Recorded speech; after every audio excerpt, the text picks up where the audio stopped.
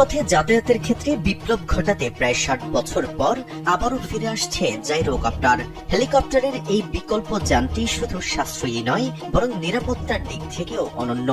নির্মাতা প্রতিষ্ঠানের দাবি, মাঝ আকাশে ইঞ্জিন বিকল হয়ে গেলেও এটি বিধ্বস্ত হবে না, বরং বাতাসের সহায়তায় নিরাপদে মাটিতে নেমে আসবে।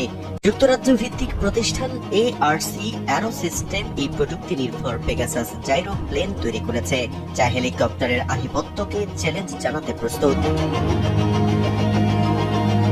১৯৬০-এর দশকে কানাডিয়ান প্রকৌশলীদের নকশা করা এভিয়ান 2x180 মডেলের উপর ভিত্তি করেই নতুন এই জাইরোকপ্টার তৈরি করা হয়েছে। হেলিকপ্টারের মতো দেখতে হলেও এর কার্য পদ্ধতি ভিন্ন। এতে থাকা উপরের রটরটি ইঞ্জিনের শক্তিতে চলে না, বরং সামনে এগোনোর সময় বাতাসের প্রবাহে প্রাকৃতিকভাবে ঘুরতে থাকে। ফলে কোনো কারণে ইঞ্জিন বন্ধ হয়ে গেলেও এটি নিচে পড়ে যাবে না, বরং প্যারাশুটের মতো ধীরে ধীরে নিরাপদে মাটিতে অবতরণ করবে। এছাড়া রানওয়ে ছাড়াই এটি হেলিকপ্টারের মতো খাড়াভাবে বা ভার্টিক্যালি উড্ডয়ন ও অবতরণ করতে সক্ষম।